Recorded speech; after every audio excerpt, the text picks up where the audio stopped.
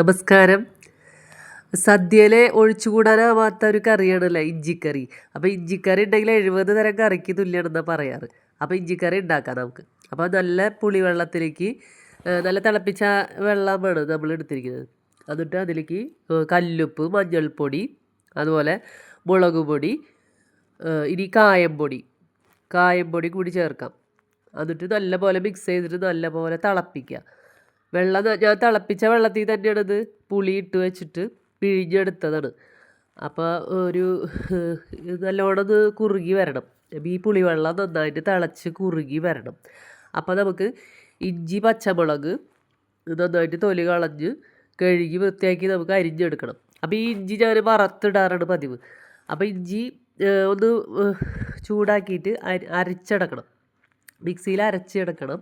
ഈ പച്ചമുളക് ഇതുപോലെ നമുക്ക് വഴറ്റിയിടാണ് വേണ്ടത്. അപ്പോൾ ഇഞ്ചീനെ ഒന്ന് വറുത്തിട്ട് അരയ്ക്കണം. വറുത്തെടുത്തിട്ട് ഒന്ന് മിക്സിയിൽ നന്നായി അരച്ചിട്ടുണ്ടെങ്കിൽ അപ്പോൾ നമുക്ക് ആ ഇഞ്ചിയൊന്നും കടിക്കില്ല. അപ്പോൾ ഇതിങ്ങനെ നല്ല പേസ്റ്റ് പോലെ അരച്ചെടുത്ത് ചേർത്താൽ മതി ഇഞ്ചീനെ.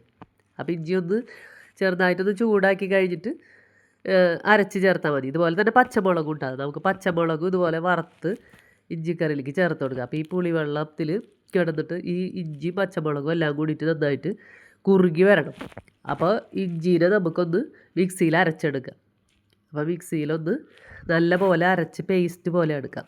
എന്നിട്ട് ഈ പുളിവെള്ളത്തിലേക്ക് ചേർത്ത് കൊടുക്കുകയാണ് ചെയ്യുന്നത്. അപ്പോൾ ഇഞ്ചീനെ നന്നായിട്ട് പേസ്റ്റ് പോലെ അരച്ചെടുത്തിട്ടുണ്ട്. ഇത് പുളിവെള്ളത്തിലേക്ക് ചേർത്ത് നന്ന പോലെ മിക്സ് ചെയ്യാം. ഇനി ശർക്കര നീരാണ് കേട്ടോ ചേർത്ത് കൊടുക്കുന്നത്.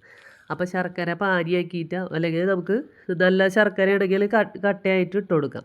ഇനി കടുകും മുളകും ഉലുവയും ഇതിലേക്ക് പൊട്ടിച്ച് ചേർക്കണം നമുക്ക്. അപ്പോൾ കടുക് നന്നായി പൊട്ടിയിട്ടുണ്ടെങ്കിൽ ഉലുവ ചേർത്തു, ഉണക്കമുളകും കറിവേപ്പിലയും ഇതിലേക്ക് താളിച്ച് ഒഴിക്കണം. അപ്പോൾ ഇഞ്ചിക്കറി നന്നായിട്ട് കുറുകി വരണം. എന്നാലാണ് നല്ലോണം വറ്റി കുറുകി വന്നാലാണ് ഇഞ്ചിക്കറി നല്ല കട്ടിയായിട്ട് വരുള്ളൂ. അപ്പോൾ നമുക്ക് ഇലയിലൊക്കെ വിളമ്പാനായാലും കുറേ നാൾ സൂക്ഷിച്ച് വെക്കാനായാലും, ഇപ്പോൾ ഹോസ്റ്റലിലേക്കൊക്കെ പിള്ളേർക്കൊക്കെ കൊടുത്തയക്കാനായാലും ഇഞ്ചിക്കറി ഇതേപോലെ കൊടുത്തയക്കാം. അപ്പോൾ എല്ലാവർക്കും ഇഷ്ടപ്പെട്ടാൽ ലൈക്ക് ചെയ്യണം.